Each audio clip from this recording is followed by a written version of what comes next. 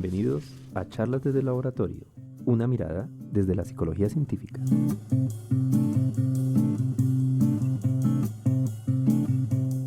Bienvenidos a nuestro programa Charlas desde el Laboratorio. Mi nombre es Jairo Rosso, coordinador del laboratorio Iván Pavlov de la Fundación Universitaria Los Libertadores. Nos encontramos el día de hoy con la profesora y doctora Carol Fernández Jaimes, egresada de la Fundación Universitaria Los Libertadores, con una maestría de la Universidad Nacional de Colombia en Psicoanálisis, Subjetividad y Cultura, y un doctorado del Instituto de Estudios Críticos sobre Teoría Crítica en México. Uh-huh. ¿En qué ciudad, profe? Eso fue en el DF. En el DF, en la México, capital. DF. Sí. Muy bien. Actualmente, la profesora Carol maneja una línea de investigación sobre psicosis y psicoanálisis, y además hace parte del grupo de profesores de la Fundación Universitaria Los Libertadores en la Facultad de Psicología. También es la editora de la revista Tesis Psicológica y es líder del semillero de investigación Psicoanálisis y Sociedad. El día de hoy se encuentra con nosotros para que hablemos sobre las pioneras del psicoanálisis. Estás escuchando Charlas desde el Laboratorio. Bueno, profe Carol, primero que todo, mucho gusto. Es un placer para nosotros recibirte. Creo que es la primera vez que te recibimos en Charlas del Laboratorio y es un placer que estés aquí acompañándonos. Buenas tardes, profe Jairo. Muchas gracias por la invitación. Sí, primera vez. Mira, primera vez que estoy acá. Yo estaba convencido que ya habías venido. No. Sorprendida por el espacio y agradecida, por supuesto, por la invitación. Bueno, mi profe Carol, hoy vamos a hablar de un tema que nos apasiona, que tiene que ver con la historia de la psicología, en este caso con la historia del psicoanálisis y con las mujeres del psicoanálisis, las pioneras del psicoanálisis. Y es un tema que nos apasiona porque venimos trabajando en él desde diferentes vertientes desde hace un tiempo, y para mí es un placer que tengamos este primer programa, que espero que sea el primero y vengan muchos más, de las pioneras del psicoanálisis. Empecemos por saber cuál es el lugar de las mujeres en el acto fundacional del psicoanálisis. Okay. Bueno, es una historia maravillosa. El psicoanálisis, pese a las críticas, el psicoanálisis es femenino. Si no hubiese sido por la histeria, femenina además, en su connotación, el nombre en ese entonces de la enfermedad, si no hubiese sido por esas mujeres, no habría sido posible, creo yo, una invención psicoanalítica. Es muy bella la historia por la histeria, justamente porque era una enfermedad ni siquiera admitida por el campo psiquiátrico en el siglo XIX.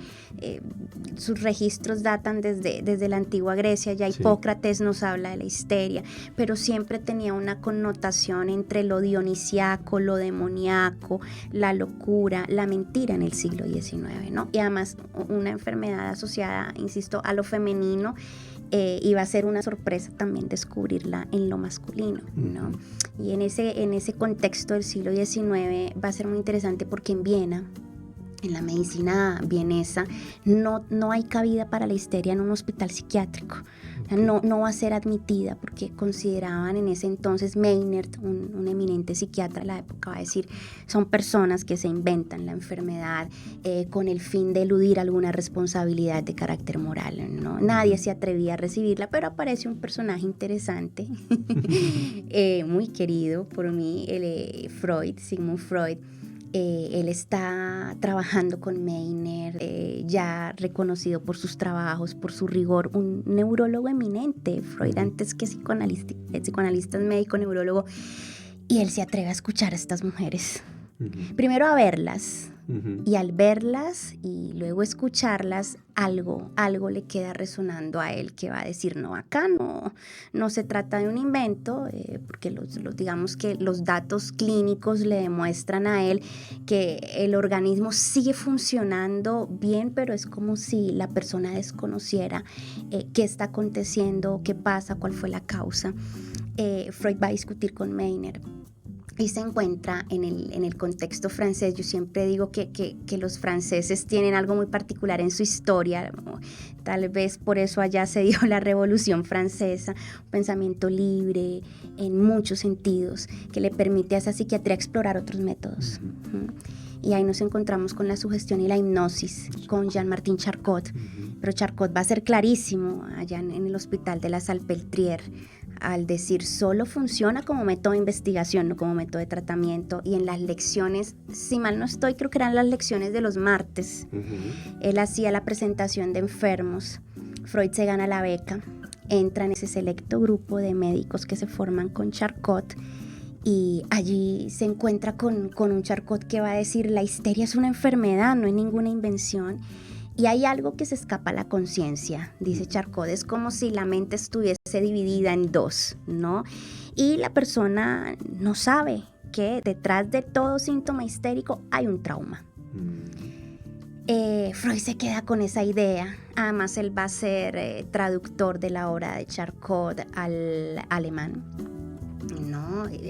Bueno, Freud hablaba francés, sabía español, italiano, en fin. Y ese mismo ejercicio le permite a él, digamos, acercarse a un conocimiento y tejer un saber que lo lleva nuevamente a Viena a encontrarse con otro personaje interesantísimo y valioso en psiquiatría, que es Breuer. Breuer ya la venía practicando, pero le daba vergüenza decirlo, lo de la sugestión y la hipnosis. Y Freud dice, pues hagamos uso del método para investigar, pero para tratar. Y empieza con Breuer. Y hay una mujer bellísima, Anna O. Viene trabajando con Breuer, se presenta la transferencia, vamos a ver todos esos conceptos fundamentales y fundacionales del psicoanálisis, la pulsión, la transferencia, la asociación libre, entre otros. Sí. Y esta mujer, Freud la induce a hipnosis, ella se va a resistir en un momento dado. Freud hablaba mucho, muy mal hipnotizador, él mismo lo confiesa, y ella le dice en un momento dado: ay, cállese y déjeme hablar.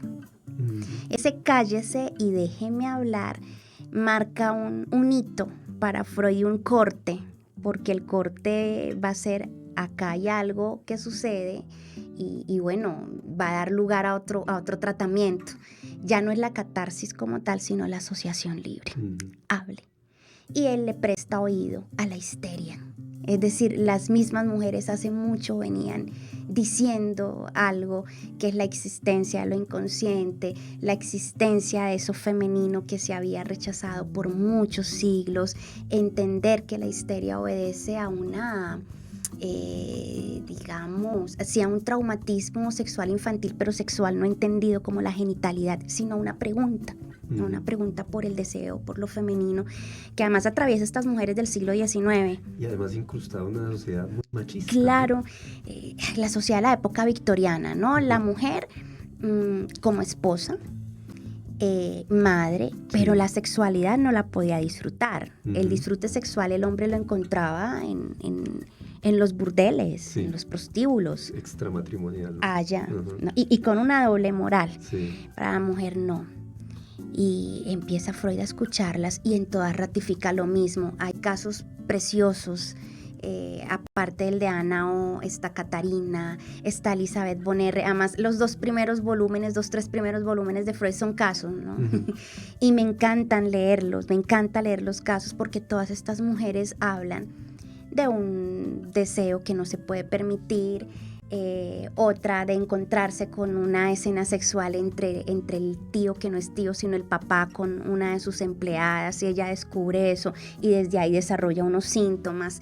Otra que deseaba a su cuñado, y cuando muere la hermana, ella en la tumba se le viene la idea: ahora sí podré tener al hombre amado. Entonces Freud se encuentra con un psiquismo dinámico, con un psiquismo activo, con algo inconsciente que se mueve, de mujeres deseantes, no esa mujer madre, esa mujer esposa, sino con un cuerpo pulsionante, vamos a decir en psicoanálisis, un cuerpo atravesado por el deseo, por el placer, principio del placer, el principio de realidad, todo lo que impone esa cultura, digamos, represiva, y que las lleva a ellas como al desarrollo de estos síntomas, y el síntoma era su manera de decir: algo nos pasa, algo pasa acá, nadie las escucha. Entonces, el hecho de que Freud les haya puesto su oído, se los haya prestado, es lo que va a dar lugar a una invención, que es la invención del psicoanálisis,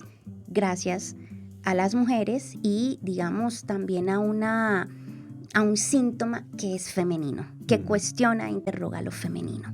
Ok, perfecto. Muy bien.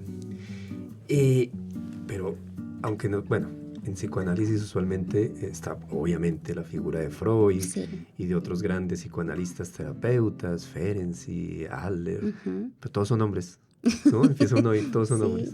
Pero indudablemente, y aquí lo más importante, que tienes aquí sobre la mesa un hermoso libro que se llama Mujeres del Alma, ¿cierto? Mujeres del Alma, las pioneras del psicoanálisis. A pesar de estas grandes figuras, digamos, los padres, digámoslo así, del psicoanálisis, también de allí, dentro, digamos, dentro de las mismas pacientes empiezan a surgir mujeres que han pasado por el proceso terapéutico, pero también se vuelven terapeutas, ¿cierto? Y ese es como el trasfondo o la salida, digámoslo así, de la mujer dentro del psicoanálisis, que empieza a tener no solo, digamos, como un papel fundacional por ser la paciente, sino también porque empiezan a jugar el papel de ser terapeutas de otras mujeres y de niños, por ejemplo, etcétera, etcétera. Cuéntanos un poquito ahí cuáles son esas, cómo se da ese cambio, ¿no? De esas figuras. Cuando hablamos de la historia del psicoanálisis y de la psicología en general, siempre hablan de hombres, siempre nos cuentan los grandes hombres, pero detrás hay un montón de mujeres importantísimas. Muchas. Bueno, el siglo XIX es un contexto riquísimo, ¿no? El psicoanálisis, igual que pasa con la historia de la psicología, digamos, empieza a andar por una figura masculina, pero va a ser Freud una figura masculina atravesada por lo femenino, interrogada por lo femenino. Freud muere con una incertidumbre y en no haber dado respuesta a la pregunta ¿qué desea la mujer? Ese fue el dolor de cabeza de Freud, que luego Lacan va a responder, digamos, de alguna u otra manera en su obra. Pero en ese contexto en el cual las universidades no admitían en algunas instituciones europeas no se admitían estudiantes mujeres, ¿no? Pero vamos a encontrarnos con unas mujeres que sí logran su entrada en la universidad. En esa Europa convulsa además del siglo XIX, y ahí aparecen personajes sumamente interesantes. Lo tengo aquí en ese libro bellísimo, que a propósito fue un regalo que me hacen desde Argentina, desde la Fundación Medife, que justamente se piensan en reivindicar el lugar de estas pioneras del psicoanálisis para el desarrollo del mismo. Ahí vamos a tener, por ejemplo, a Lu Andrea Salomé y a Sabina Spielren, que uno pasa por la universidad, por ejemplo, y jamás se las nombraron. François Dolto, uno la alcanza a escuchar. Emma Jung, la esposa de Gustav Jung, la misma Anna Freud, casi que mujeres a la sombra de Freud, ¿no? Mujeres a la sombra de Freud y de los filósofos, pero ni tan a las sombras, porque de alguna u otra manera ellas tenían reconocimiento en ese entonces, pero es como si la historia misma de estos movimientos, bien sea el psicoanalítico o de la psicología, las haya invisibilizado. Melanie Klein va a ser otro personaje sumamente interesante, y María Bonaparte va a ser otro personaje que a mí me encanta María Bonaparte. Entonces digamos que estas mujeres logran tener su ingreso a la universidad y allí empezar a cuestionarse por lo femenino, justamente. Como vienen de todo un contexto represivo, de la imposibilidad para la mujer de pensarse, de tener libertad, esos mismos interrogantes son con los que llegan a la universidad, y desde ahí a encontrar en el psicoanálisis una posibilidad. Pero por otro lado, su misma historia, sus mismos traumas, sus mismas dificultades, las llevan a encontrar en las propuestas de Freud una posible vía o camino para resolverlos. Por ejemplo, eso es lo que le pasa a Salomé. Lu Andrea Salomé, en la antigua San Petersburgo. Ella va a ser muy, muy interesante porque es hija de una familia cuyo padre tiene un cargo importante en ese momento, en la Rusia de ese entonces. No sé si es Rusia o Unión Soviética en ese entonces. Rusia todavía no Unión Soviética, Rusia, sí, en ese entonces, así rusa por el zar Nicolás, ¿no? Como fue tan leal, logra un rango de nobleza con Nicolás. Entonces va a ser de una familia adinerada, de una familia de alta alcurnia, con una educación exquisita, la de esta mujer, exquisita por cuanto ella, la nana, rusa.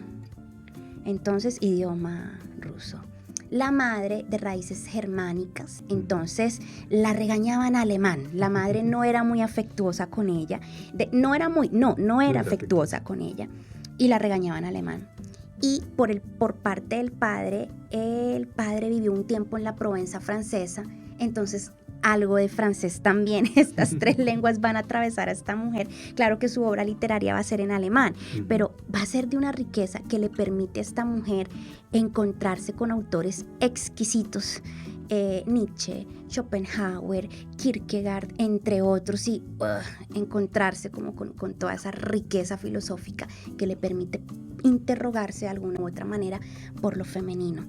Como va a ser desapegada de la madre, pero muy apegada al padre, pero el padre muere. Ella se encuentra con un asunto teológico fuerte y es, ¿dónde está Dios? Porque bien, además, arropada o abrigada por la religión, dice, Dios no me da ninguna respuesta. Yo la tengo que buscar. Tengo que empezar a andar. Y en ese transitar se encuentra con un maestro. Ella se enamora. Pero este maestro comete un error y es enamorarse de ella. Es casado, tiene hijos y en ese enamoramiento como a pedirle matrimonio, para ella eso es inconcebible. O sea, ¿cómo puede usted teniendo esposa e hijos pedirme a mí? ¿Yo qué hago ahí? ¿Cómo quedo ahí? Eso va a ser escandaloso y eso es lo que la lleva a ella, digamos, a irse de Alemania, a aterrizar en Viena y encontrarse con este señor Sigmund Freud para iniciar un análisis. Entonces, su misma historia, su misma inquietud intelectual la llevan allá a ese trabajo con Freud y a partir de allí elaborar lo que tiene que elaborar, pero también hacerse un lugar dentro del psicoanálisis para aportar de manera importante a temas como la pulsión, que es un concepto para nosotros fundamental, pero también ahondar en lo femenino, la pregunta por lo femenino y a resolverla, por supuesto, desde su resorte. Entonces empieza uno a entender cómo la historia va siendo determinante y ella logra, digamos, tener unos aportes cruciales allí para el psicoanálisis. Otro personaje que a mí me encanta, María Bonaparte, por ejemplo. Ella, bueno, tiene una mejor posición, es de la nobleza griega ella. Nieta, si no estoy mal, nieta o bisnieta, y a veces patino, de Napoleón. Pero esta mujer, lo mismo, casi que los mismos infortunios femeninos respecto del encuentro con lo masculino y la sexualidad. Ella, pese a su rango, a tener como el mundo acomodado, está la insatisfacción. No logra ser satisfecha, su esposo no logra satisfacerla y empieza a preguntarse, bueno, y lo femenino, pero más allá de lo femenino, ¿y la sexualidad femenina qué? ¿Y el clítoris qué papel juega? Ella se encuentra con las obras de Freud. Ella va a comprar después la correspondencia que hay entre Freud y Fliess, correspondencia crucial para el psicoanálisis, para entender el psicoanálisis por los escritos que hay allí, y en esos, digamos que en esos encuentros ella se va y decide emprender un análisis con Freud y a explorar, a trabajar sobre esas inquietudes, y en algún momento Freud le va a expresar como su inconformidad con las cirugías a las cuales ella se somete para tratar de mover el clítoris, pensando que es la posición de este preciado órgano el que impide el placer. Entonces Freud le dice, de eso no se trata, pero ella, de pensamiento libre, digámoslo así, su posición además la lleva a decir, no, algo pasa en el cuerpo, algo tiene que pasar por el cuerpo, que es lo que a mí no me permite, y se pregunta por la frigidez.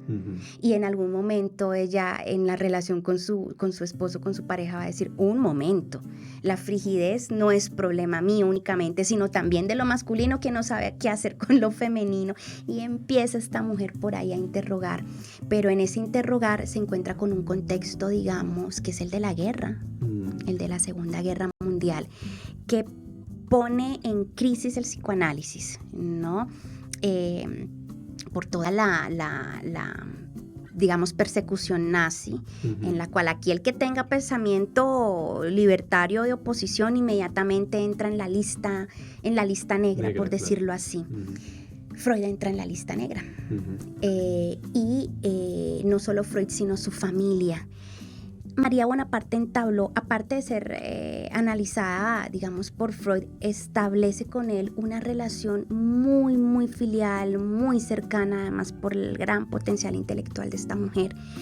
Y va a ser ella quien negocia digamos, la libertad, entre comillas, o la salida de Freud y su familia.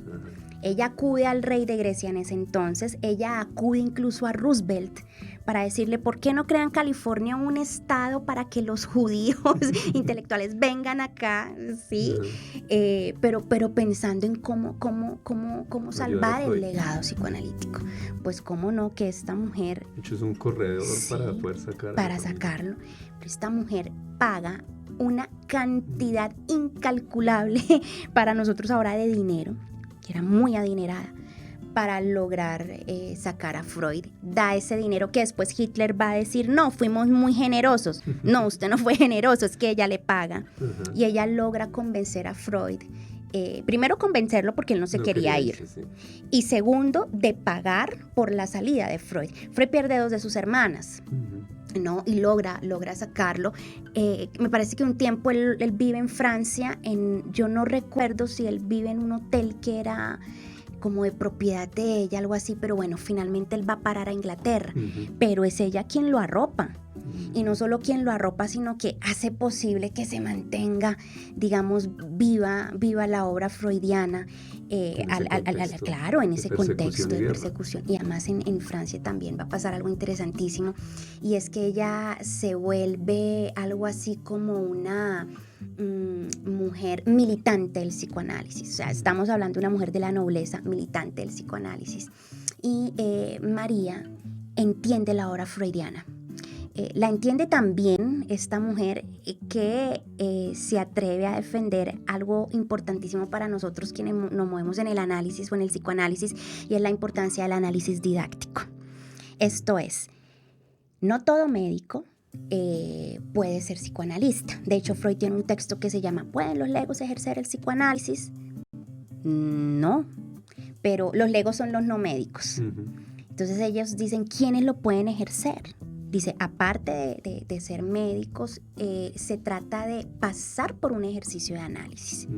Primero pasar por un ejercicio de análisis, y lo didáctico, que puedas en ese análisis de alguna u otra manera comprender la técnica psicoanalítica o asir la técnica psicoanalítica. Entonces para ella era indispensable, hacer valer esa práctica del análisis didáctico. Ella va a ser vicepresidenta honorífica de la Sociedad Psicoanalítica de París. O sea, fue tanta su importancia que la nombran en ese cargo, y va a tener unas disputas con un personaje bastante polémico, pero importante para el psicoanálisis, para el progreso del psicoanálisis, que es Lacan. Y ella dice, yo ese señor no quiero saber nada, porque Lacan hacía sesiones de 10 minutos. Y ella dice, no, primero el análisis didáctico y segundo el análisis debe durar lo que tiene que durar. Hay unas reglas. Entonces esta mujer como militante le va a ser insoportable. Tanto así que la lucha se intestina y después se va a dar lugar a la partición de la Sociedad Psicoanalítica de París, que va a dar lugar a 2 frentes, entre ellos la famosa escuela francesa lacaniana de psicoanálisis. Pero para que se diera eso, uno tendría que entrar a estudiar de lleno la importancia del papel de María Bonaparte para, por un lado, salvar la vida a Freud. Ella le salva la vida a Freud y a la familia. Y por otro lado, para garantizar, digamos... que viva su obra, digamos, lo más fiel posible. Que viva la obra, proteger la obra, los textos, y bueno, también hacer sus propias, digamos, sus propias producciones. Yo confundo, permíteme, yo creo que no es Lumaría y la otra es Sabina Spielren. Sí. Puede que me confunda, a veces las suelo confundir. Una de ellas tuvo una relación más que cercana con Friedrich Nietzsche. Lu Salomé. Entonces sí es ella. Spielberg fue con Jung. Ya. Lu María Salomé casi que con nadie. Volvemos a esta mujer rusa. ella se encuentra con Nietzsche. Nietzsche queda maravillado con ella. Sí. Y estamos hablando de uno de los grandes filósofos de la época, uno de los 3 filósofos de la sospecha. Pues este hombre le escribe hasta un poema. Bueno, yo no soy poeta, pero algo así que como los astros no los habían hecho conjuntar o que se encontraran antes y había encontrado por fin. Es por la gran potencia intelectual de esta mujer. Sí, él encuentra como un igual con el cual poder debatir una serie de ideas que no había encontrado antes. De cómo filosofar a martillazos. Exactamente. Va a ser más que su interlocutora, la mujer que inspira a Friedrich Nietzsche. Sí, sí. Y él hablaba de una santísima trinidad porque empiezan a andar juntos. Lu, el esposo, y Nietzsche. Y esta mujer es tan interesante para mí, a veces se me hace estoica, porque el esposo declarándole su amor y Nietzsche le pide matrimonio. Pero le pide matrimonio y es como, no, o sea, todo iba tan bien, ¿por qué me pide el matrimonio? Y le dice, yo a cambio le ofrezco más bien que tengamos un encuentro espiritual, un encuentro de almas y almas que se enriquecen y almas que se nutren. Eso mata a Nietzsche, claro, eso enamora. Me parece que tiene que ver con la histeria, sí, porque lo pone a desear a este hombre y entre los 3 empiezan un tránsito, pero sobre todo entre Lu y Nietzsche, que la lleva a ella al desarrollo de toda una apuesta feminista, pero no el feminismo como lo entendemos en la actualidad, no un feminismo que niega lo masculino, sino que resalta la importancia de la diferencia entre lo femenino y lo masculino. ¿Sí? No somos iguales, ¿no? Porque ahora un poco la consigna somos iguales. No, hay una clara diferencia entre lo femenino y lo masculino.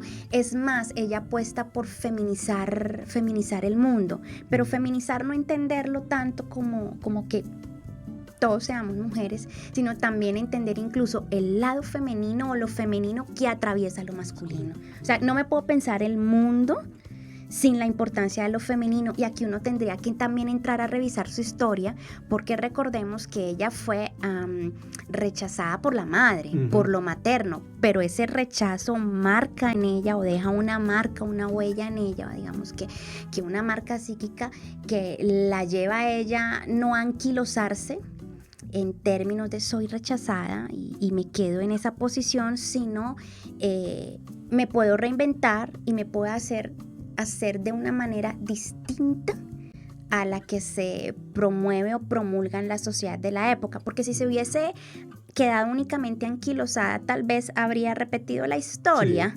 Sí. Rechazo, busco en lo masculino un abrigo, un ropaje, por decir así. No, ella se desata, no niega.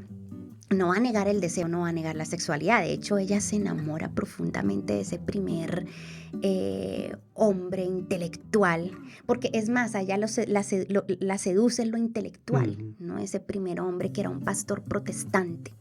La seduce porque es que la introduce al mundo de la filosofía. Ella lee a Kant, gracias a él, a Kierkegaard, los lee en su propia lengua. Y claro, eso le permite a ella, reitero, pensarse, pero no negar esa fuerza de lo pulsional. Pero después vamos a ver con Nietzsche y con su esposo. Acá yo sé qué es lo que me juego también, y mi lugar y mi pensamiento no se pone en duda. Entonces podríamos decir que con estas mujeres, y mira que solo he nombrado 2, está también Sabina Spielren, que va a ser importantísima para pensarnos el tema de la pulsión, la transferencia como concepto crucial en la clínica, que de alguna u otra manera lleva a ratificar la pregunta por lo femenino en psicoanálisis. Y cuando digo que es femenino es porque finalmente el psicoanálisis no solo se lo piensa, sino que le da lugar a lo femenino en términos de una posibilidad de existencia distinta a lo masculino, pero que además se desenmarca de los mandatos de un discurso que son mandatos, digamos, sí masculinos. Entonces la mujer que tiene que ser madre o la que tiene que ser esposa, y él va a decir, sí, hay otras hay otras opciones. Entonces, ¿qué hubiese sido el psicoanálisis sin estas mujeres? Porque es que son mujeres pensándose lo femenino. Lo mismo va a pasar con Anna Freud también, que va a ser crucial el papel de ella. Bueno, ella va a dar continuidad al legado freudiano en Inglaterra, con la IPA. Por ejemplo, François Dolto es otro personaje que me encanta, Melanie Klein. Yo veo el aporte de estas dos mujeres en el psicoanálisis con niños. Uno en la obra freudiana solo encuentra una referencia clara, que es el caso, nosotros le llamamos el caso Juanito, es el del pequeño Hansel de una fobia infantil, pero con Dolto se abre toda una posibilidad teórica y metodológica para trabajar con niños, que luego, digamos, se extiende también con Melanie Klein y empiezan a entender la importancia, por ejemplo, de los objetos, del juego, del objeto transicional, por ejemplo, en François Dolto, creo que es de los objetos tomados no como meras cosas, sino como símbolos. ¿Qué significa? Claro, y en tanto que símbolos comportan una significación, y si eso es así, el niño no es ningún tonto. El niño en el juego, en el dibujo, algo está diciendo. Y eso abre el campo de trabajo con niños. Creo que es François Dolto que se atreve a trabajar en clínica directamente con niños, y a ella, por ejemplo, ayer fue el Día Mundial del Autismo. A Dolto le debemos muchísimo de lo que actualmente tenemos en psicoanálisis, creería que también de alguna u otra manera en psicología, en cuanto a la comprensión de lo infantil y el tratamiento también, digamos, de algunos problemas del desarrollo en la infancia y sobre todo en el autismo, ¿no? Después va a haber un texto, ella no es claramente, digamos, de esta corriente de pioneras del psicoanálisis, que es María Sechehaye. María Sechehaye va a trabajar un caso de esquizofrenia con una niña desde, si no estoy mal, 6 años, 7 años, hasta su edad adulta. Y todo el trabajo de María Sechehaye, podríamos decir, está inspirado, tomado de los aportes del psicoanálisis en materia de pensarnos un psicoanálisis con niños. Entonces, insisto, cosa que en Freud no está claramente no pensado. Profundizó tampoco en eso. No. En Lacan tampoco. Bueno, Lacan habla del sujeto. Él no habla de el hombre, la mujer, el niño, pero como tal que encontremos un psicoanálisis pensado o que teorice o que aborde, no, son trabajos que encontramos en estas dos mujeres, por ejemplo, y en muchas mujeres más. Entonces ahí es donde nosotros vemos la importancia que reviste el estudiarlas, el devolvernos, incluso se enriquecería mucho más la teoría y la formación al hacer un tránsito por la revisión de las obras de estas mujeres, o por lo menos de los aportes más importantes, y no quedarnos únicamente con Freud, únicamente con Lacan, únicamente con Jung. No, ellas alimentaron la obra de estos personajes. Sería muy bonito que dentro del plan curricular empezáramos a ver estos trabajos de estas mujeres. Y sería muy bonito que hubiera una electiva que trabajara solo el enfoque de estas mujeres, por ejemplo, en el psicoanálisis. Bueno, podríamos proponerla. Es más, yo creo que incluso uno tendría que tomar 1 o 2 en un semestre. Sí, estudiar. O hacer un pequeño barrido para que se vea como el todo de todas estas mujeres, porque es muchas cosas, o sea, pero lo importante es que los estudiantes sean conscientes de la cantidad de psicoanalistas mujeres y los aportes que hicieron, que es lo que me parece que desgraciadamente, a no ser por una obra como esta tan bella que tienes ahí, Mujeres del Alma, queda invisibilizada en los libros, en los textos fundamentales, digamos, de introducción a la psicología, de introducción al psicoanálisis. No lo vemos. No está, incluso hay una de ellas que después yo reviso nuevamente y te paso el dato. En el marco de la Segunda Guerra Mundial, como van a ser perseguidos muchos intelectuales, una de estas pioneras del psicoanálisis, muere durante el recorrido de estos trenes hacia los campos de concentración.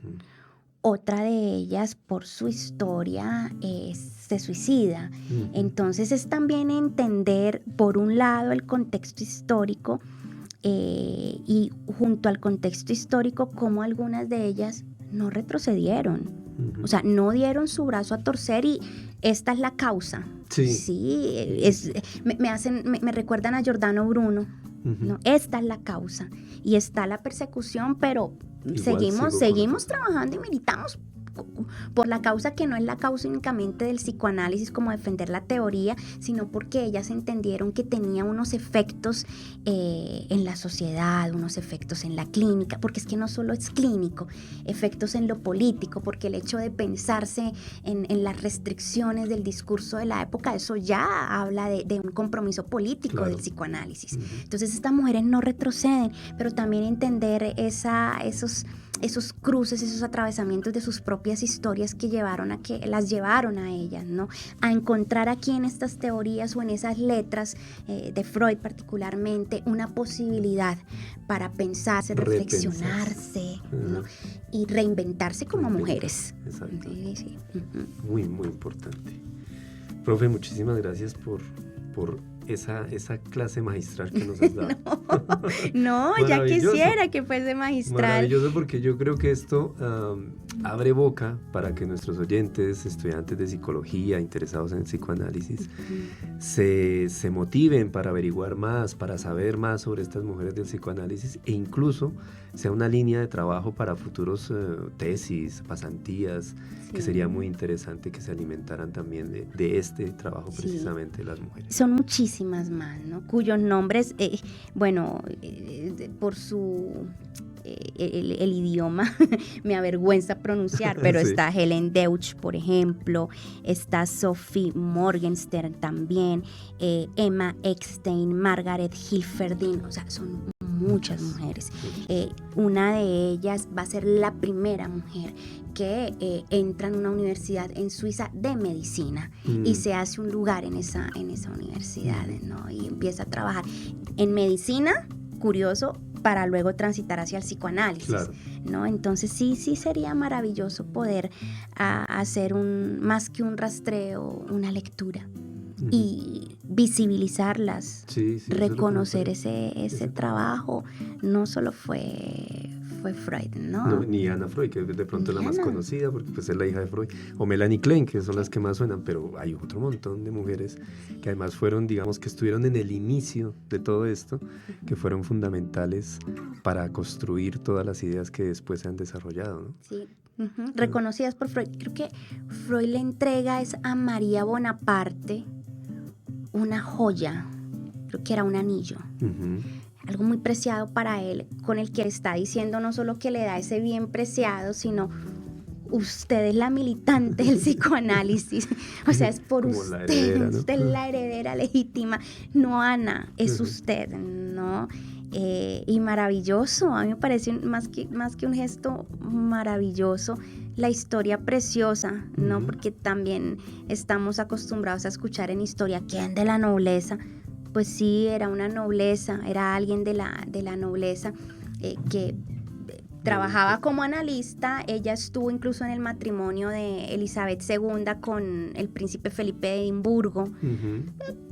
Se codeaba con las noblezas europeas, pero esta mujer, digamos, de un pensamiento político crítico loable, más que loable, digamos, en ese contexto y en esa época, dice mucho de ella, de este personaje. Que supo utilizar sus contactos y su dinero para una noble causa como fue salvar a Freud y su familia. Y el mundo intelectual, ¿no? El mundo, y no solo intelectual, sino también propendiendo por una práctica ética. Y ella, ¿qué necesidad tendría? Ninguna, pero ninguna. Su compromiso político habla ya de su lugar como mujer. Claro que sí. Bueno, profe, muchísimas gracias. No, a ti. Encantados de haberte tenido acá. Espero que podamos desarrollar otras charlas desde el laboratorio en otros temas. De pronto sobre tu semillero, sobre también la revista Tesis Psicológica, que son temas muy importantes. Y agradecerte por habernos acompañado y agradecerles a nuestros escuchas pues por estar con nosotros otra vez hoy en Charlas de Laboratorio, e invitarlos a un nuevo programa donde tenemos un nuevo invitado con otros temas de interés para la psicología. Muchísimas gracias. Gracias. Esto fue Charlas desde el Laboratorio, una mirada desde la psicología científica.